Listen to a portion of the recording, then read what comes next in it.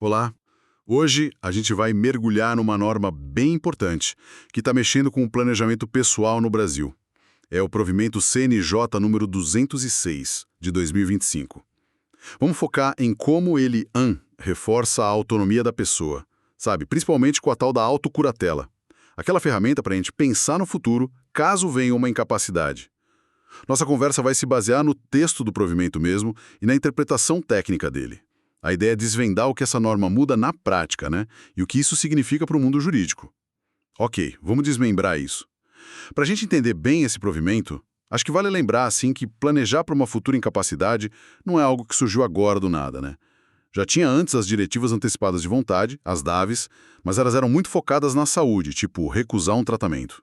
Isso ganhou força lá em 2012 com uma resolução do CFM. Exatamente. E o fascinante aqui é ver como a autocuratela e também as escrituras com diretivas de curatela, que o provimento 206 detalha agora, elas partem sim das respeito pela vontade, mas, olha, dão um salto enorme. As DAVs são super importantes, claro, mas muito restritas ali ao médico, ao hospital. O provimento 206, ele joga essa autonomia para um campo bem mais amplo. É a chance de você escolher antes quem vai cuidar dos seus bens, quem vai ser seu representante legal, o curador, e até dizer como você quer ser cuidado no dia a dia, sabe? Não é só sobre, recusar um aparelho. É sobre planejar quem cuida da sua vida civil, do seu patrimônio, caso você não possa mais. Então, é quase uma mudança de chave, né? Sai do só médico e vai para o planejamento da vida mesmo, se a pessoa perder a capacidade de decidir. E como é que funciona essa autocuratela na prática? Qual é digamos, a engenharia jurídica por trás? Bom, a forma oficial é a escritura pública de autocuratela. No jurídico, a gente chama de negócio jurídico unilateral, ou seja, basta a vontade de uma pessoa. O foco principal não é patrimonial, não é sobre dinheiro diretamente, embora possa afetar os bens, claro. E a formalidade da escritura pública, feita no tabelionato de notas, é essencial. Ela traz aquela força de prova, a presunção de verdade que vem da fé pública do tabelião. Isso dá uma segurança jurídica muito grande para o ato. A natureza dela é meio sui generis, peculiar. Peculiar, como assim? Não é tipo um testamento ou um mandato comum. Isso. Ela até lembra um mandato, porque você indica alguém para agir por você.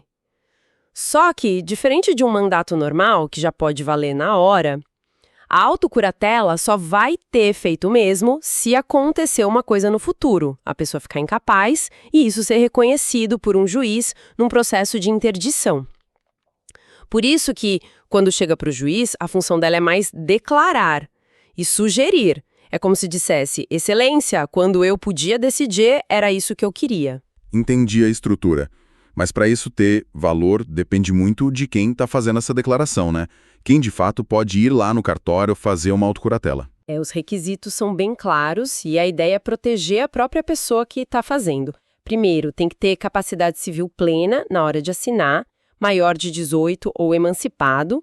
Segundo, e talvez o ponto mais delicado, tem que estar com a cabeça boa, em pleno uso das faculdades mentais naquele momento. É um ato personalíssimo, não dá para fazer por procurador, por exemplo. E pessoas com deficiência podem fazer? Claro que sim, desde que naquele momento elas consigam expressar a vontade delas de forma livre e consciente. Essa checagem da lucidez pelo tabelião parece fundamental, mas também um desafio na prática, imagino. Como é que se garante isso? Sem dúvida. É um ponto super importante e de uma responsabilidade imensa para o tabelião. Ele tem o dever de avaliar essa capacidade, conversar com a pessoa, ter certeza que ela entende o que está fazendo, as consequências e que não está sendo forçada por ninguém, sabe? Essa análise, que ele registra na escritura, é o que dá força para o documento. Garante que é autodeterminação mesmo. Faz todo sentido ter essa proteção. Agora, pensando na parte prática, logística. Onde a pessoa pode fazer essa escritura? Tem que ser na cidade onde ela mora, onde tem bens? Não, isso é ótimo. Facilita muito. A competência territorial é livre no Brasil inteiro. Igual para fazer um testamento público, sabe? A pessoa pode escolher qualquer tabelionato de notas do país. Não importa onde ela mora, onde tem bens, nada disso. Isso simplifica e dá mais segurança jurídica, evita questionamento depois. E os custos? É um procedimento caro fazer essa escritura? Olha, por ser um ato formal, feito por escritura pública em cartório, tem os emolumentos, né? As custas e taxas. Esses valores são definidos por lei em cada estado, então sim, eles variam um pouco. Mas é sempre bom lembrar que existe a possibilidade de gratuidade. Pessoas que comprovam não ter condições de pagar podem pedir isenção. Isso garante um acesso para todo mundo. E aí a gente chega num ponto que é talvez o coração tecnológico e prático desse provimento 206, a Sensec, a Central Notarial de Serviços Eletrônicos Compartilhados. Se conectarmos isso ao quadro geral, a obrigação de registrar essas escrituras de autocuratela e diretivas nessa central é o que faz a coisa funcionar de verdade. Ah, então acaba aquela chance de um documento tão importante ficar esquecido numa gaveta. Ou num cartório lá longe que ninguém acha quando precisa. Exatamente isso. A Sensec é um banco de dados nacional, seguro e de acesso rápido para o judiciário. Pensa só, antes um juiz lá em Porto Alegre, num processo de interdição, como ele ia saber de uma autocuratela feita anos antes, sei lá, em Recife? Era quase impossível.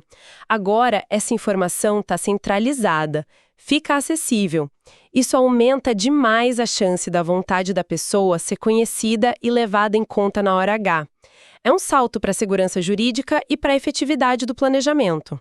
Essa conexão, essa ponte entre o cartório e o juiz, parece ser o grande diferencial prático mesmo. Aqui é onde fica realmente interessante. O provimento não só manda registrar na Sensec, ele impõe ao juiz o dever de consultar essa central durante o processo de interdição. É isso. Correto. A consulta à Sensec vira um passo obrigatório no processo de interdição. Isso é um reconhecimento formal enorme, tanto da importância da vontade da pessoa, quanto do papel do notariado, né? Como produtor de uma prova segura, relevante, garante que a indicação de curador que a pessoa fez ou outras diretrizes que ela deixou cheguem de fato ao conhecimento do juiz antes dele decidir. Cria um fluxo oficial. Isso é muito forte. Mas na hora me vem a questão da privacidade. Essas escrituras podem ter coisas muito pessoais, né? Saúde, família, preferências.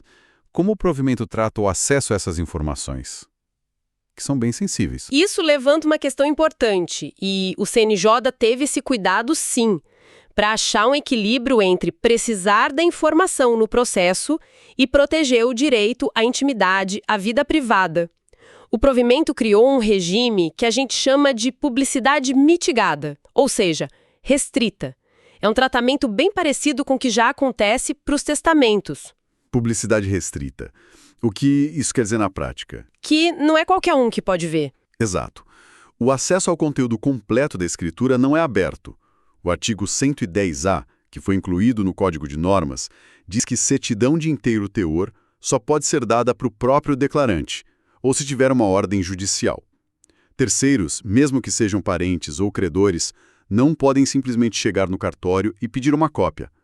Essa trava é fundamental para proteger dados sensíveis e a dignidade de quem confiou suas vontades ali. Então, o que tudo isso significa? Se a gente for resumir a essência do provimento 206, dá para dizer que ele consolida uma ferramenta muito forte para a pessoa exercer sua autonomia, né? Permite um planejamento para a vida, não só para o patrimônio, pensando no momento de vulnerabilidade, e valoriza o papel do tabelião ali, garantindo essa vontade. Fica claro também que é um tema que mexe com várias áreas do direito, o que o torna super relevante para quem estuda ou já atua na área jurídica, né? Sem dúvida alguma. Para quem está aí na batalha dos concursos cartório, magistratura, MP, defensoria, ou mesmo para quem advoga nessa área, dominar esse provimento é essencial. Ele é um exemplo perfeito de interdisciplinaridade. Envolve direito civil, com capacidade, curatela, autonomia, dignidade. Direito constitucional, com os direitos fundamentais. Direito notarial e registral, claro, com o papel do tabelião, a Sensec, a publicidade restrita. E até processo civil, com a interdição, a produção de prova. Analisar essa norma a fundo, que foi assinada pelo ministro Mauro Campbell Marques, na época de Corregedor Nacional, é entender como princípios teóricos viram prática e como a tecnologia avança nos serviços judiciais e extrajudiciais. E justamente por ser um tema tão rico, né, interdisciplinar, que exige um estudo atento, seja para concurso, seja para o dia a dia da profissão, ter as ferramentas certas ajuda demais. Para quem é estudante e busca uma preparação completa, se você é estudante e quer se preparar de verdade, entra agora em medicob.com.br, baixa o app e aproveita o maior banco de questões do Brasil, com provas anteriores de todas as instituições, questões comentadas, resumos práticos, aulas completas e flashcards prontos para revisar onde quiser. É um bom ponto. A atualização tem que ser constante. Normas como o provimento 206 mostram como o direito não para, né? Busca responder essa demanda da sociedade por mais autonomia, mais segurança. E a qualificação profissional passa por acompanhar isso, por entender essas mudanças profundamente. Perfeito. Então, para a gente fechar nossa análise do provimento CNJ 206 de 2025, vamos só recapitular as ideias principais. A autocuratela se firma como uma ferramenta poderosa de planejamento pessoal, de exercício da autonomia.